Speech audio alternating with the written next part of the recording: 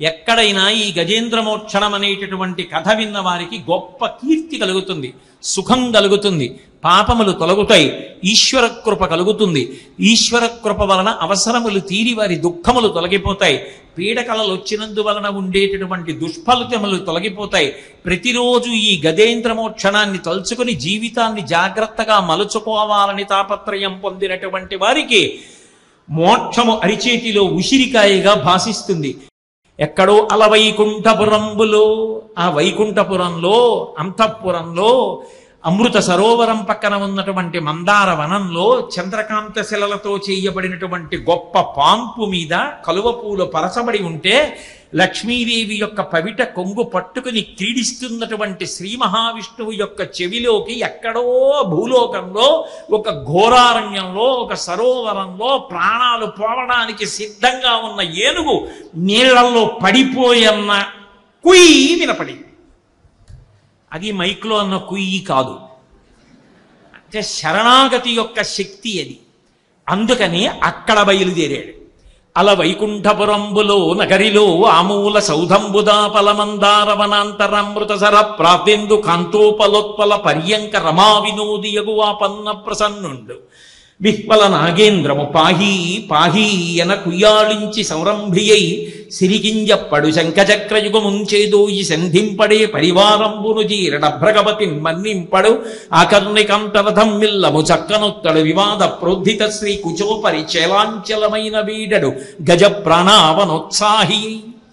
ఆ పవిట కొంగు పట్టుకుని ఉన్నాడు, ఆడుకుంటున్నవాడు ఆడుకుంటున్నట్టు ఉత్తర క్షణం లేచిపోయి చేతిలో ఉన్న పవిట కొంగు వదిలిపెట్టడం కూడా మరిచిపోయి అలాగే పట్టుకుని గబ్బగబ్బా చేతులు పుట్టి వెళ్ళిపోతున్నాడు. ఆ వెళ్ళిపోవడంలో సిరికింజప్పడు, ఎందుకు వెళ్ళిపోతున్నాడో లక్ష్మీదేవికి చెప్పలేదు. సిరికింజప్పడు శంఖచక్రయుగముంచేదో ఈ సంధింపడు, శంఖచక్రాలు పట్టుకోలేదు. అభ్రగపతి మన్నింపడు, గరుత్మంతుడి మీదకి ఎక్కలేదు. వైకుంఠంలో ఉన్న పరివారానికి చెప్పడు, దగ్గరికి వచ్చిన వాళ్ళతో మాట్లాడు. అయ్యో లక్ష్మీదేవి పవిటి ఇలా చేత్తో పట్టుకెళ్ళిపోతే ఆవిడ పవిటి ఇలా రెండు చేతులతో అడ్డు పెట్టుకుని ఎంతసేపు పరిగెడుతుందని గమనించాడు. గబగబా వెళ్ళిపోతున్నాడు. సిరికింజప్పడు శంఖచక్రయుగముంచేదో ఈ సంధింపడే పరివారంబును జీరడభ్రకపతి మన్నింపడ ఆకర్ణికాంత రథం మిల్లము చక్కనొత్తడు వివాద ప్రోద్ధిత శ్రీ కుచోపరి చలాంచలమైన వీడడు గజ ప్రాణావనోత్సాహి అయి తనను తాను మరిచిపోస్తున్నాడా లేదా? ఇలా తామరదుద్దు చెవిలో పెట్టుకుని ఉన్నాడు, దాని మీదకి ఇలా పడిపోయింది పెద్ద జుత్తు. ఆ జుత్తు ఇలా పైకి కూడా తీసుకోవట్లేదు. ఏమంటే ఎక్కడికి దేవుడి పవిటట్టుకి ఇలా లాక్కుపోతున్నారు, పవిటలండి లక్ష్మీదేవి గట్టిగా అరుస్తుంటే ఆవిడ వెనక్కి తిరగడం ఆగడం. ఆ ఏనుగు ప్రాణాలు కాపాడాలని తనను తాను మరిచిపోయి అన్నింటినీ వదిలేసి లక్ష్మీదేవి పవిట కొంగు పట్టుకొని పరిగెత్తుకొచ్చేస్తున్నటువంటి విష్ణువు తనను తాను మరిచి వస్తున్న విష్ణువు. పోతన గారి పద్యానికి స్పందించారు విష్ణువు. అది భాగవతంలో పోతన గారి గొప్పతనం. చనుదెంచన్ ఘనుడు ఆ వచ్చేస్తున్నప్పుడు ఆ తన వెంటన్ సిరి లచ్చి వెంట నవరోధ వ్రాతమున్ దాని వెనుక పక్షీంద్రుడు ధను కౌమోదికి శంఖచక్ర నికాయంబును నారదుండు ధజనీకాంతుడు తావొచ్చి రొయ్యన వైకుంఠ పొరంబునన్ కలుగువా రాబాల గోపాలమున్. అదొక విచిత్రమైన సన్నివేశం. తన వెంటన్ సిరి ఎక్కడికి వెళ్తుంది మరి? పవిట కొంగట్టుకు తీసుకెళ్ళిపోతుంటే ఆయన వెనకాతల లక్ష్మీదేవి పాపం తలబడుతూ ఆవిడ వెళ్ళిపోతోంది. తన వెంటన్ సిరి లచ్చి వెంట నవరోధ వ్రాతమున్, వైకుంఠంలో ఉన్న పరివారం అంతా పరిగెడుతున్నారు, ఇదేమిటి లక్ష్మీనారాయణలు ఇలా వెళ్ళిపోతున్నారని. లచ్చి వెంట నవరోధం వ్రాతమున్ దాని వెనుక పక్షీంద్రుడును, ఇదేమిటి పిలవడు ఎక్కడు, ఇదేమిటి ఇలా వెళ్ళిపోతున్నాడని పిలవకపోయినా సరే ఆయన వెనకాతల రెక్కలూపుకుంటూ ఏదో నన్నయ్య గారు అంటారే ఆతత పక్షమారుతరయ ప్రవికంపిత ఘూర్ణితాచల వ్రాత మహార్ణవుండు బలవన్ నిజదేహ సముజ్వల ప్రభాదూత పతంగ తేజుడు తిందై తాక్షుడు తల్లికిన్ మనఃప్రీతి యొనర్చుతు యగసిన్ భీమజమంబున అబ్రవీదికిన్ అంటారు. అలా రెక్కలల్లారుస్తూ గరుత్మంతుడు వెళ్ళిపోతున్నాడు. తన వెంటన్ సిరి లచ్చి వెంట నవరోధ వ్రాతమున్ దాని వెనుక పక్షీంద్రుడును నారదుండు ధ్వజనీకాంతుడు. ఓహో నారదుడు వచ్చేస్తున్నాడు, ఆ వెనకాతల విశ్వక్సేనుడు వచ్చేస్తున్నాడు, శంఖం వచ్చేస్తోంది, చక్రం వచ్చేస్తోంది, గద వచ్చేస్తోంది, పద్మం వచ్చేస్తోంది. వైకుంఠపురంబునన్ కలుగువా రాబాల గోపాలమున్, వైకుంఠంలో ఒక్కళ్ళేడు ఆబాల గోపాలంతో కలిపి పెద్ద వరస కట్టేసి వెళ్ళిపోతున్నారు. వెళ్ళిపోతుంటే చూసింది లక్ష్మీదేవి, ఇది ఎక్కడి గొడవ, ఇలా వెళ్ళిపోతున్నాడు, పోనీ బానే ఉంది. తను వెంచేయుపదంబు పేర్కొనడు అనాథ స్త్రీ జనాలాపముల్ వినెనో మృత్యులు మృచ్చిరించెరో కలుల్ వేద ప్రపంచంబులం తనుజానీకము దేవతానగరిపై దండెత్తెనో భక్తులంగని ఈశ్వరుడేడి తెలుపుడని ధిక్కారించిరో దుర్జనుల్. ఆవిడ సర్వసాధారణంగా ఆయన అలా తనను తాను మరిచిపోయి వెళ్ళిపోయేటటువంటి సందర్భాలు ఏముంటాయో అవి జ్ఞాపకం తెచ్చుకుని అలాంటిది ఏమైనా వచ్చిందా ఏమిటనుకుంటోందిట. తను వించేయుపథంబు పేర్కొరణనాథ స్త్రీ జనాలాపముల్. వినెనో ఎక్కడైనా ద్రౌపదీదేవి లాంటిది హా ఆర్తత్రాణపరాయణ ఆపద్బాంధవ శరణు శరణందా ఏమి? లేకపోతే రాక్షసులు వచ్చి వేదాలు ఎత్తుకుపోతున్నారా? అమరావతి మీద దాడి జరుగుతోందా? ఎక్కడైనా పరమ భాగవతోత్తముడైన వాడిని రాక్షసులు నిలదీసి ఎక్కడున్నాడు భగవంతుడిని ప్రశ్న చేశారా? అటువంటప్పుడే ఇంత ఆర్తితో వెడతాడు. ఎక్కడైనా ఏమైనా ఇలా జరిగిందా ఏమి అనుకుంటోందిట. ఒక పక్క పవిట పట్టుకు వెళ్ళిపోతున్నాడు. ఇలా చెయ్యడ్డు పెట్టుకుని ఆవిడ నడుస్తోంది. వెనకాతల అంత పరివారం వస్తున్నారు. దగ్గరికి వెళ్ళడానికి భయం. అమ్మ అడుగమ్మా అడుగమ్మా అడుగమ్మా అంటారు. ఏమడుగుతుంది? అడుగుదామని ముందుకు ఎడదామంటే వినడు, వెళ్ళిపోతున్నాడు. గబగబా వెళ్ళడంలో అడుగుబడికి తడబడిపోతోంది. నిజంగా తల్లి పడినటువంటి బాధని పోతన గారు ఎంత అద్భుతంగా వర్ణించారంటే, నిటలాలకములంట నివురు ఝుమ్ ఝుమ్మని ముఖ సరోజము నిండము సురుదేంట్లు నలులనోపక చిల్క అలనల్ల చేరి నయోష్టబింబజ్యుతలుడిగిలునుకు సుఖములను దోల చిక్షుర్మీనములకు మందాకి నీ పాఠీన లోకమిగుచు నిన పంక్తులు దాటమీ తీగతో రాయ శంపాలతలుకం మింట శరణిగట్టు శంపలను గెలువ చక్రవాకంబులు కుచయుగంబును త్రావి తాకి కొవ్వు సూపు మెలత మొగులు పిరిది మెరుగుతీవయు పోలె జలదువర్ను వెనుక జనెడునప్పుడు అడిగెదనని కడుబడి జను అడిగిన తన మగడు నుడుబట నిన్నట ఎడగున్ బెడబెడ సిడిముడిదడబడ అడుగిడు నడుగిడదు జడిమన్ అడుగిడునె డలన్. అడుగులు తడబడిపోతే ఎలా పడిపోతుందో డకారం పద్యంలో అలా తిరిగిపోయింది పోతన గారి. అడిగెదనని కడుబడిచను అడిగిన తన మగడు నుడుబట నిన్నట ఎడగున్ బెడబెడ సిడిముడిదడబడ అడుగిడు నడుగిడదు జడిమన్ అడుగిడునె డలన్. అడుగుదామని కొంచెం ముందుకెడుతుంది. ఆయన మాట్లాడు వెనక్కి తిరగడు. చోటు కాళ్ళల్లో కాళ్ళు పడిపోతున్నాయి, తడబడిపోతోంది. పమిట వదిలితే తప్ప ఆవిడ నిలబడ్డానికి లేదు. పమిట పట్టుకు లాగేస్తున్నాడు, ముందుకు వెళ్ళిపోతున్నాడు. ఒక పక్క ఈ గొడవ చాలదన్నట్టు ఆవిడ నడిచి వెళ్ళిపోతుంటే నిటలాలకములంట నిమురు ఝుమ్ ఝుమ్మని ముఖ సరోజము నిండము సురుదేంట్లు. పద్మాననే పద్మఊరు పద్మాక్షి పద్మసంభవే కదా, పద్మల్లా ఉంటుంది ఆవిడ ముఖం. అబ్బా ఎంత పెద్ద పద్మ వస్తోందో, రండి రండి తేనె తాగుదామని తుమ్మిదలన్నీ వచ్చేయట. కలుగడే నా పాలి కలిమి సందేహింప కలిమిలే ములులేక కలుగువాడు. నేను శరణాగతి చేస్తున్నాను, వాడు ఉన్నాడని పరిపూర్ణంగా నమ్మి చెప్తున్నాను. ఇక నా వంతు యుద్ధం ఏమీ లేదు, ఇక నేను చేయగలిగింది లేదు. వాడు రావాలి, వాడు నన్ను రక్షించాలి. వాడికి ఉన్నవాడు లేనివాడని లేదు.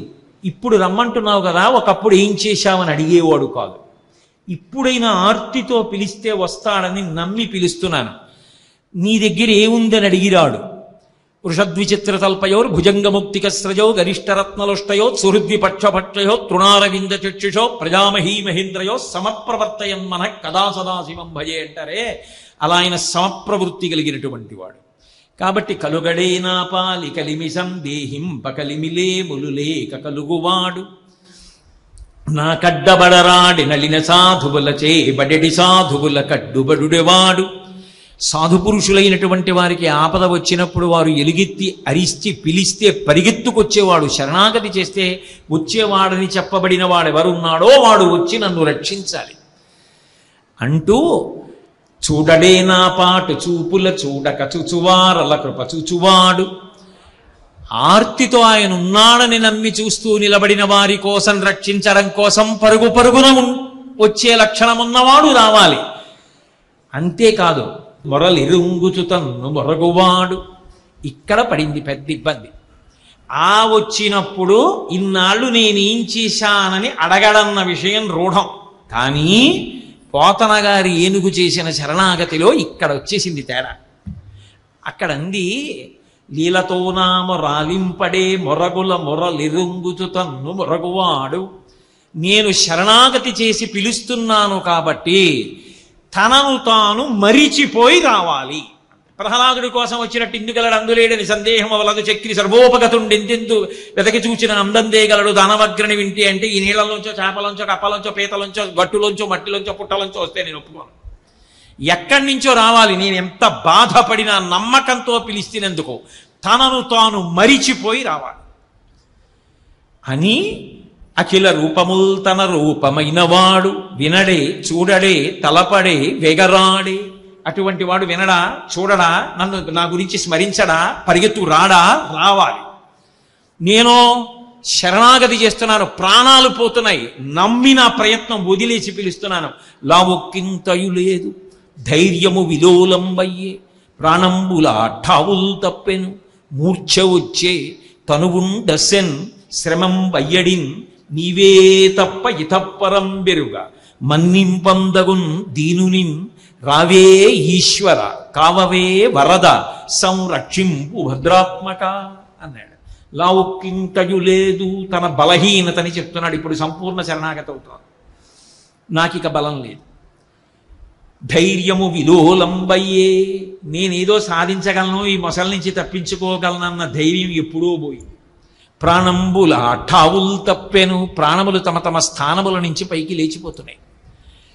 మూర్ఛ వచ్చే, ఏమి తెలియట్లా, కళ్ళ ముందున్నది కనపట్టల్లా, చెవులకేమి వినపట్టల్లా, ఏదో అగమ్యగోచరమైనటువంటి మగతలోకి వెళ్ళిపోతున్నాడు. మూర్ఛ వచ్చే తనువున్ దస్సెన్, అంపశయ్య మీద ఉన్న భీష్మాచార్యుల వారిలా ఒళ్ళంతా నిప్పి, ఎన్నేళ్ళు చేశాను యుద్ధం, ఎన్ని మాటలు గురికేసింది, ఎన్ని ఇంజక్షన్లు, ఎన్ని ఆపరేషన్లు, ఎన్ని మందులు, ఎన్ని గొట్టాలు, ఎన్ని పొడుపులు, ఎన్ని రక్తాలు, ఎంత అల్లరి. కాబట్టి తనువుండస్యన్ శ్రమం వయ్యడిన్ నీవే తప్ప ఇతప్పరం వెరుగా, నువ్వు తప్ప నన్ను రక్షించేవాడికి ఒకడు ఉన్నాడని నేను ఇప్పుడు నమ్మట్లేదు. కాబట్టి రావే ఈశ్వర కావవే వరద సంరక్షింపు భద్రాత్మక.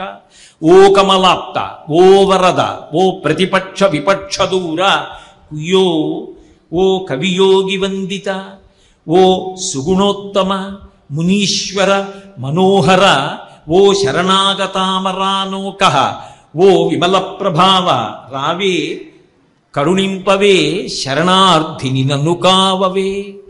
ఆయన యొక్క గుణములు చెప్పి, స్వామి రావా, నన్ను కాపాడవా అన్నాడు. అక్కడ వరకు ఆగకుండా వెళ్ళిపోయింది పోతన గారి ఘంటం. అక్కడ ఆగారు. మొరలెరుంగుచు తన్ను బొరగువాడు, తనను తాను మరిచిపోయి రావాలంది ఏనుగు. తనను తాను మరిచిపోయి ఎలా రావాలి? సంస్కృత భాగవతంలో అయితే గరుత్మంతుడి మీద వచ్చేసాడు. ఇక్కడ అలా కుదరదుగా, మరిచిపోయి రావాలి. ఎక్కడి నుంచి రావాలి, మరిచిపోయి ఎలా రావాలి? పోతన గారి కొంతసేపు ఆలోచించినా పద్యం నడవల. ఈలోగా సంధ్యావందనం చేసే వేళ అయింది. సాయంకాలం పుస్తకం అలా ఉంచి గంటం మధ్యలో పెట్టి పుస్తకం మూసేసి కూతుర్ని పిలిచి, అమ్మా గోదావరికి వెళ్ళి స్నానం చేసి సంధ్యావందనం చేసుకొస్తానమ్మా, సగంలో ఉంచాను భాగవతం అని చెప్పి కూతురికి చెప్పి వెళ్ళిపోయారు.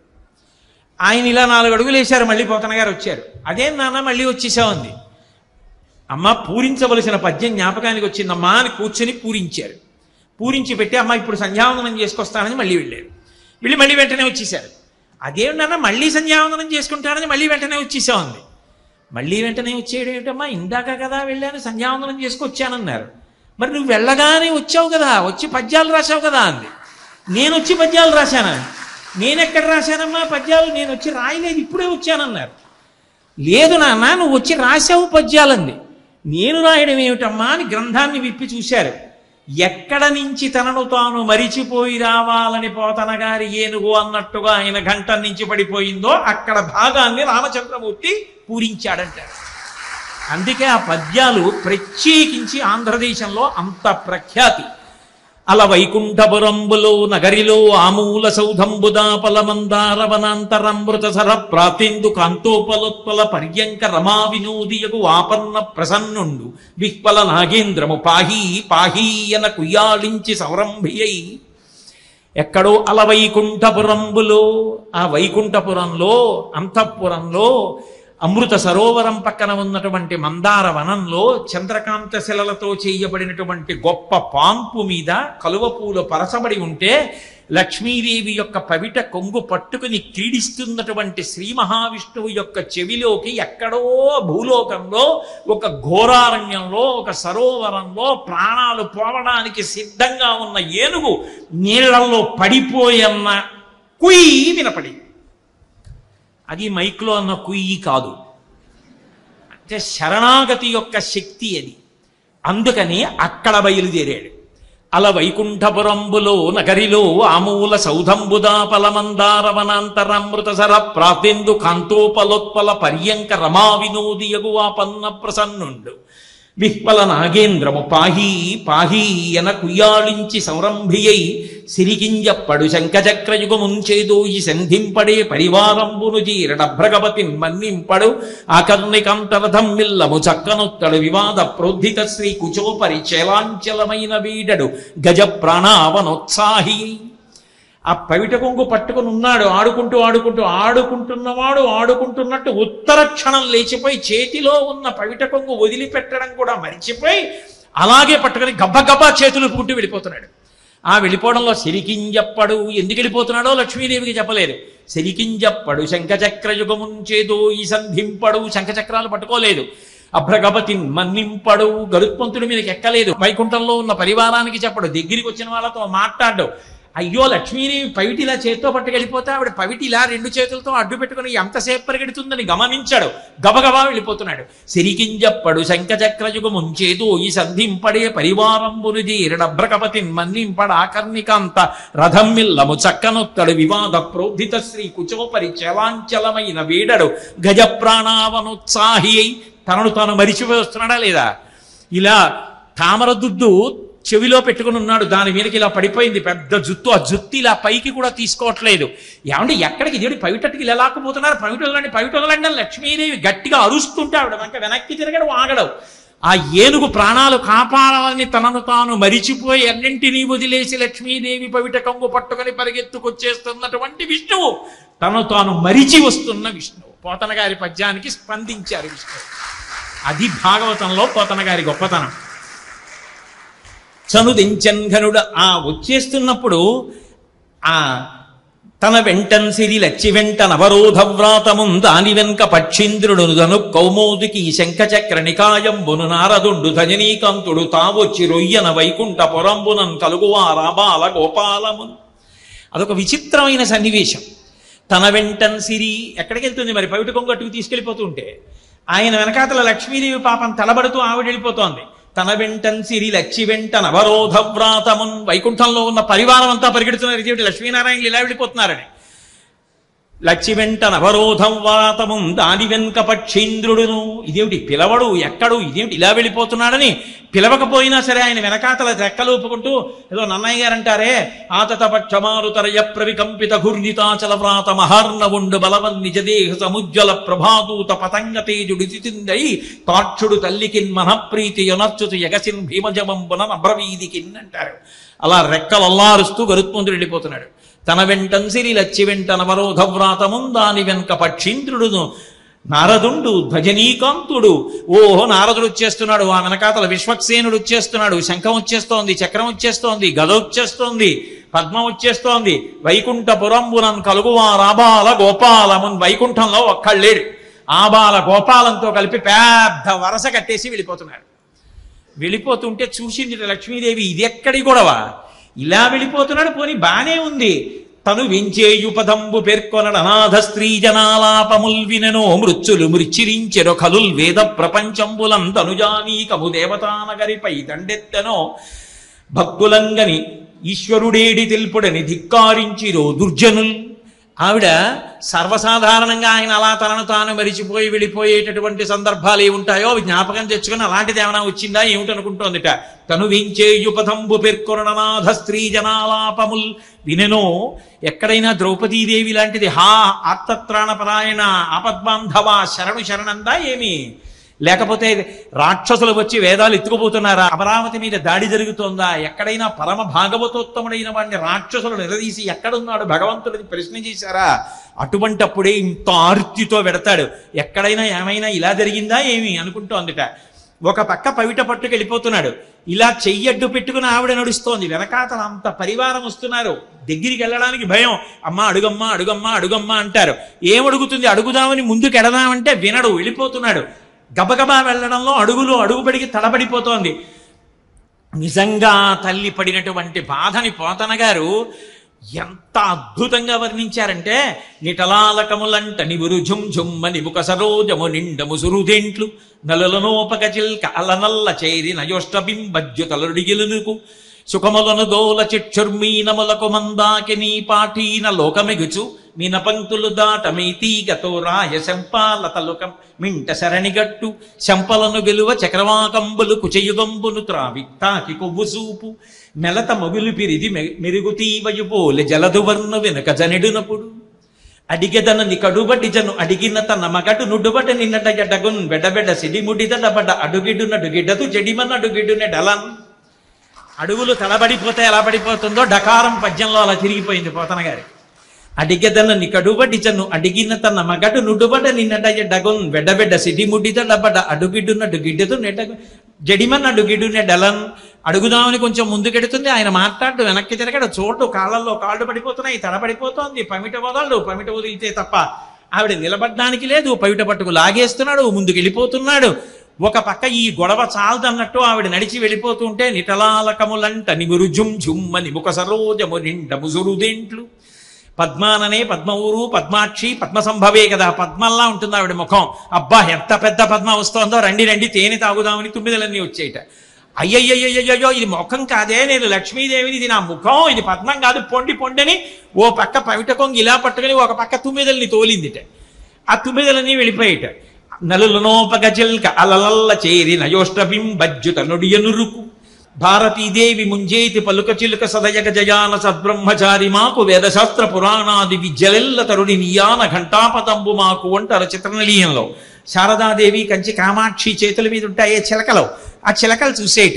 చూసి లక్ష్మీదేవి యొక్క కింది పెరివిని చూసి అబ్బా పెద్ద దొండపండు ఎంత బాగుందో రండి కొరుకుదామని చిలకలు వచ్చేట. అయ్యో అయ్యో నేను లక్ష్మీదేవిని, ఇది దొండపండు కాదు, నా కింది పెరివి ఆధారం పొండి పొండని చిలకల్ని తోలిందిట. ఇంకొంచెం ముందుకెళ్ళిందిట. సుఖములను తోల చక్షుర్మీనములకు మందాకినీ పాఠీన లోకమెగుచు. ఆ ఆకాశగంగా నదిలో ఉన్న చేపలు లక్ష్మీదేవి ముఖాన్ని చూసి, ఆ ముఖంలో ఉన్న కన్నులు చూసి, ఆ కళ్ళు అచ్చు చేప పిల్లల్లా ఉంటాయి కదా, వక్రలక్ష్మి పరివాహ చలన్మీన అవలోచన. చేప పిల్లలు ఎలా ఉంటాయో అమ్మవారి కళ్ళు అంత అందంగా ఉంటాయిట. తవాపర్ణే కర్ణే జపనయన పైశూన్య చికితాహ నిలీయంతే తోయే నియతమనిమేషా శఫరిక ఇయంచ శ్రీర్బద్ధచ్చదబుటకవాటం కువలయం జహాతి ప్రత్యూషే నిశిచ విఘటయ్య ప్రవిశతి అంటారు సౌందర్యలహరిలో శంకర భగవత్పాదులు. అలా మీనాక్షి చేప పిల్లల్లాంటి కళ్ళున్నాయేమో చూసేయట చేపలు. ఆకాశగంగలో ఉన్న చేపలు చూసి అబ్బా చిన్న చిన్న చేపలు వస్తున్నాయి రండి మింగేద్దామని పెద్ద చేపలు వచ్చేయట. అయ్యో అయ్యో నా చేపలు కావే, నేను లక్ష్మీదేవిని, నా కళ్ళు పొమ్మని చేపల్ని తోలేసిందిట. ఇంకొంచెం ముందుకెళ్ళిందిట. శంపాలతికతోడ ఆవిడ ఒళ్ళు చూసి అబ్బా మెరుపుతీగా మెరుపులు వస్తున్నాయి, మనం కూడా వెళ్ళాలి మెరుపులం, ఇంద్రుడు వర్షం కురవమని ఆజ్ఞాపించాలా ఉందని మెరుపులు వచ్చి ఆవిడ పక్కన మెరుస్తున్నాయిట. అయ్యో నేను మెరుపు తీగను కాను, లక్ష్మీదేవిని పొండి పొండని మెరుపు తీగల్ని తరిమేసిందిట. అలా వెళ్ళిపోతుంటే చక్రవాక పక్షులు చూసి ఆమె స్తనములు కూడా చక్రవాక పక్షులకు వచ్చి గుద్దుకుంటున్నాయిట. అయ్యో నేను లక్ష్మీదేవిని అని చెప్పి చక్రవాక పక్షుల్ని పక్కకి తోలేసిందిట. ఇన్ని కష్టాలు పడిన తల్లి ఆయన వెంట వెడుతున్న సన్నివేశాన్ని పోతన గారు వర్ణించారు. తాటంకాచలనమ్ముతో నటభుజద్ధమ్మిల్ల బంధమ్ముతో షాఠీముక్త కుచంబుతో నధృఢ చించెత్కాంచితో శీర్ణలలాటలేపనముతో మనోహర కరాలగ్నోత్తరీయంబుతో కోటీందు ప్రభతో గురోజబర సంకోచద్వి లగ్నంబుతోన్ అన్నారు. ఆ తల్లి ఇలా పమిట కొంగు పట్టుకుని వెళ్ళిపోతుంటే ఇలా ఓ చేత్తో పట్టుకుని నడుస్తోంది. ఇలా ఇలా నడిస్తే ఆ అందం వేరు. ఇలా పట్టుకుని గబగబా నడవడంలో ఏమైపోయిందంటే ఆ తల ఊగిపోతోంది. ఇలా ఇలా నడవాలి కదా, గబగబా మరి వెళ్ళిపోతున్నాడు వేగంగా. ఆ వెళ్ళిపోతూ ఉండడంలో అవి చెవి తాటంకాలు ఊగిపోతున్నాయిట. ఆ భుజాలు ఇలా ఇలా కదులుతుంటే చంపకాశోక పున్నాక సౌగంధి కలసత్కచ పెద్ద కొప్పేమో ఈ భుజం ఇలా కదులుతుంటే వాటి మీద కొప్పు కొట్టుకుని ఇలా ఇలా లేస్తోందిట కొప్పు. ఒక పక్క వడ్డాణమేమో వదులై జారిపోతోందిట, ఓ పక్క పవిట జారిపోతోందిట, ఓ పక్క నుదురంతా చెమట పట్టేసి బొట్టు కరిగిపోతోందిట, ఓ పక్క శరీరం పైభాగంలో ఉన్న బరువుకి నడుం నకనకలాడిపోతోందిట, ఓ పక్కనేమో శ్రీ మహావిష్ణువు చేతిలో ఉండిపోయిన పవిట కొంగు. నిజానికి ఆ రోజున స్వామి కన్నా ఎక్కువ మా అమ్మ కష్టపడిపోయింది. ఇంత కష్టపడి వెళ్ళిపోతున్నారట. వెళ్ళిపోతుంటే దేవతలందరూ అలా ఆకాశం వంక చూశారట. పోతన గారి గొప్పతనం అక్కడుంది. ఆయన అన్నారు, ఎవడో ఒకడు చూశాడు చటుక్కుని, ఏమిట్రా ఏదో వెళ్తున్నట్టుందని ఇలా చూశాడు. వాడు చటుక్కుని లేచి నిలబడి చను దించన్ఘనుడల్లవాడే హరి పజ్జంగంటిరే లక్ష్మి శంకనినాదమ్మది చక్రమల్లదే భుజంగధ్వంసియున్వాడే క్రన్నన నేతెంచనటంచు వేల్పులు నమో నారాయణాయేతి నిస్వనులై మృక్కిరి మింటహస్తి దురవస్థావక్రికి చక్రికిన్.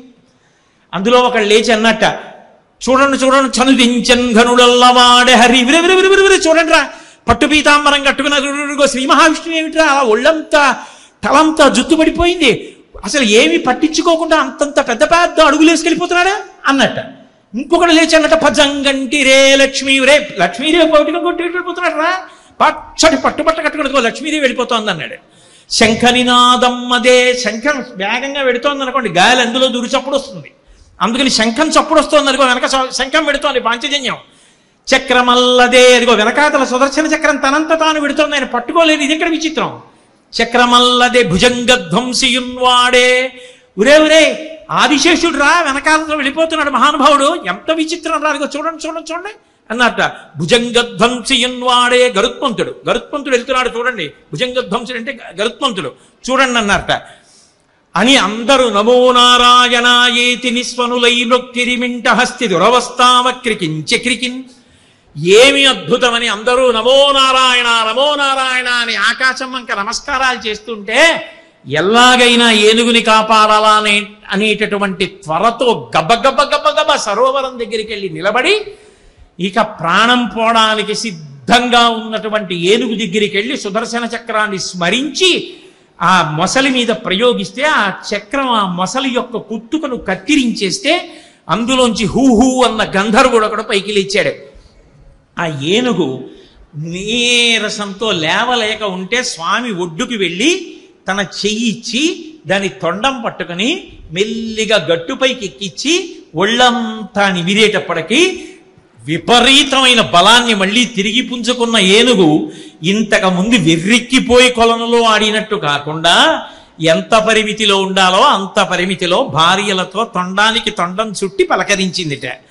సారూపమోక్షాన్ని పొంది ఆయన యందు కలిసిపోయింది. ఈ హూహు అన్న గంధర్వుడు ఒకానొకప్పుడు గంధర్వకాంతలతో కలిసి జలక్రీడలాడుతుంటే దేవల మహర్షి అక్కడ నిలబడి ఆ నీళ్లలో నిలబడి స్నానం చేస్తుంటే బక్క చిక్కిపోయి ఎలా ఉన్నాడో చూడని ఆ చుట్టూ ఉన్నటువంటి స్త్రీలు పరిహాసం ఆడితే మదోన్మత్తుడై నీటి అడుగు నుంచి ఈత కొట్టి వెళ్ళి దేవల మహర్షి యొక్క కాళ్ళు పట్టి లాగేశాడు. ఆయన నీటిలో పడిపోయి శపించారు. నీళ్ల అడుగు నుంచి రావడం నీకు చాలా సంతోషంగా ఉంది, కాళ్ళు పట్టుకోవడం, మొసలివై జన్మించదవుగాక అన్నారు. అందుకని ఇప్పుడు మొసలై వచ్చాడు. బుద్ధొచ్చి అయ్యా నాకు ఎలా శాప విమోచనం అన్నాడు. సుదర్శన చక్ర ధారల చేత నీ కంఠం తరగబడుతుంది, అప్పుడు నీకు శాప విమోచనం అన్నాడు. అందుకని ఇప్పుడు మళ్ళీ ఆ హూహు గంధర్వుడయ్యాడు.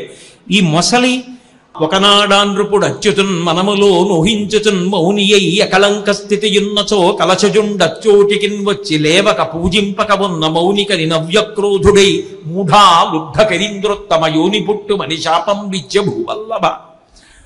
ద్రవిడ దేశాన్ని పరిపాలించిన ఇంద్రజుమ్నుడన్న మహారాజు శ్రీమన్నారాయణుణ్ణి బాగా ధ్యానం చెయ్యాలని అంతఃపురం విడిచిపెట్టి కొండ శిఖరం మీద కూర్చుని ధ్యానం చేస్తుంటే అగస్త్య మహర్షి వచ్చారు. అంతటి మహానుభావుడు వచ్చాడని లేచి నిలబడలేదు, నమస్కరించలేదు, ఆయనకి ఏ విధమైనటువంటి ఉపచారములు చెయ్యలేదు. మహానుభావుల యొక్క రాకయే జీవితంలో పండినట్టు.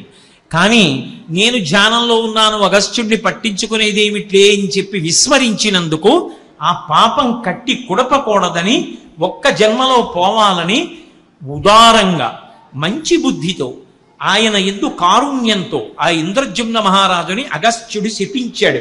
మందబుద్ధితో ప్రవర్తించావు కాబట్టి వచ్చే జన్మలో గజయోని యందు ఏనుగుగా పుట్టమన్నాడు. కానీ ఇంద్రజుమ్న మహారాజుగా ఉన్నప్పుడు శ్రీమన్నారాయణుడి పాదారవిందముల యందు గొప్ప భక్తి కలిగిన వాడు, ధ్యానం చేసినవాడు కనుక ఈ జన్మలో మొసలి పట్టుకున్నప్పుడు భగవంతుడు జ్ఞాపకానికి వచ్చి స్తోత్రం చెయ్యగలిగాడు.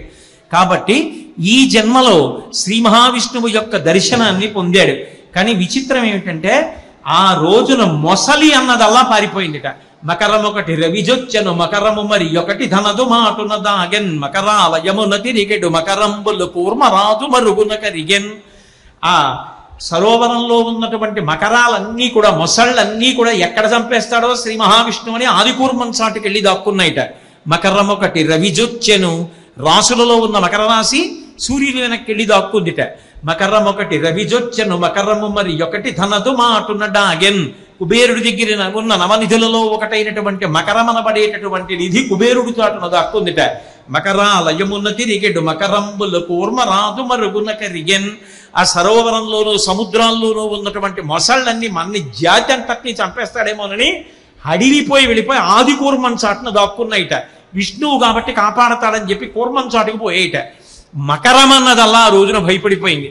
అలా గజేంద్రమోక్షణం చేసి మహానుభావులు దేవతలు ఋషులు అందరూ వచ్చి నిలబడి ఆర్తత్రాణపరాయణుడవై ఆ గజేంద్రుడు శరణాగతి చేస్తే రక్షించినటువంటి ఈ అద్భుతానికి మేము అందరం పొంగిపోతున్నామని స్తోత్రం చేస్తే ఆ రోజున ఒక మాట అన్నాడు, ఎవరైనా తెల్లవారుజామున నిద్ర లేవగానే ఒక్కసారి క్షీర సముద్రాన్ని, అందులో ఉన్నటువంటి త్రికూటాచలాన్ని, దానికి ఉన్న 3 శిఖరాల్ని, దాని మీద ఉన్నటువంటి అడవులను, దానిలో ఉన్న జంతువులను, దానిలో ఉన్న ఏనుగులను, గజేంద్రుణ్ణి, ఆయన పరివారాన్ని, అది వెళ్ళిన సరోవరాన్ని, అది ఆడుకున్న ఆటలు, చిట్ట చివర మొసలితో యుద్ధం, నన్ను స్మరించడం, నేను వెళ్ళడం, మొసల్ని చంపడం, నారదుడు మొదలైనటువంటి మహర్షులు, ఇటువంటివన్నీ ఎవడు జ్ఞాపకం తెచ్చుకుంటాడో అటువంటి వాడికి అంచకాలమునందు యమధర్మరాజు గారి దర్శనము కలగవలసిన అవసరము లేకుండా తుట్టతుదన నా దర్శనమును పొందివాడు నా యందు ఐక్యమైపోతాడు, మోక్షమును పొందుతాడని ఫలశ్రుతిగా గజేంద్రమోక్షణ ఘట్టానికి శ్రీ మహావిష్ణువే చెప్పారు.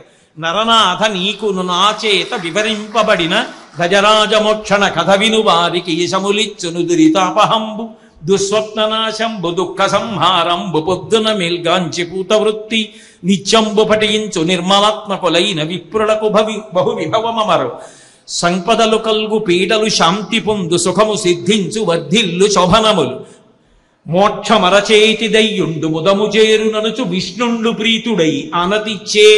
సాక్షాత్తుగా శ్రీ మహావిష్ణువే ఫలశ్రుతి చెప్పారు. విష్ణుండు ప్రీతుడై ఆనతిచ్చే ఈ గజేంద్రమోక్షణ కథ విను వారికి యశములిచ్చును.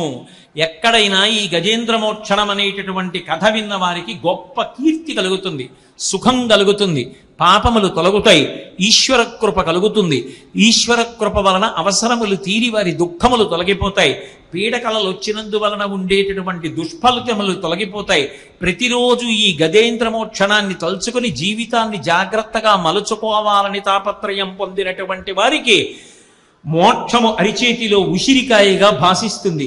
వాళ్ళు శ్రీమన్నారాయణుని యొక్క పరిపూర్ణమైన అనుగ్రహములకు పాత్రులవుతారని ఆ రోజు సాక్షాత్ శ్రీమన్నారాయణుడే చెప్పినటువంటి విషయాన్ని ఉటంకిస్తూ మహానుభావుడైనటువంటి సుఖబ్రహ్మ పరీక్షిత్తుకి బోధ చేస్తే అదే విషయాన్ని శౌనకాది మహర్షులకు ఆ రోజున సత్రయాగం చేస్తున్న వాళ్ళకి నైమిషారణ్యంలో సూతుడు చెప్తే ఈ రోజున ఆ నైమిషారణ్యానికి ఎంత మాత్రము తగ్గనంత పవిత్రత కలిగినటువంటి పరమ పావనమైన కంచి కామకోటి పీఠ ప్రాంగణంలో శ్రీ శ్రీ శ్రీ చంద్రశేఖరేంద్ర సరస్వతి మహాస్వామి వారు, శ్రీ శ్రీ శ్రీ జయేంద్ర సరస్వతి మహాస్వామి వారు జ్యోతిస్వరూపులై ఉండగా శ్రీ శ్రీ శ్రీ శంకర విజయేంద్ర సరస్వతి స్వామి వారు సాక్షాత్ తన యొక్క దివ్యమైనటువంటి సన్నిధానాన్ని కటాక్షించగా ఇక్కడ విన్నటువంటి మీరు చెప్పిన నేను కూడా ధన్యులమే అన్న విషయంలో కించిత్ కూడా సందేహం లేదని తెలియచేస్తూ మంగళాశాసన పరై మదాచార్య పురోగమై సర్వైశ్చ పూర్వైరాచార్యై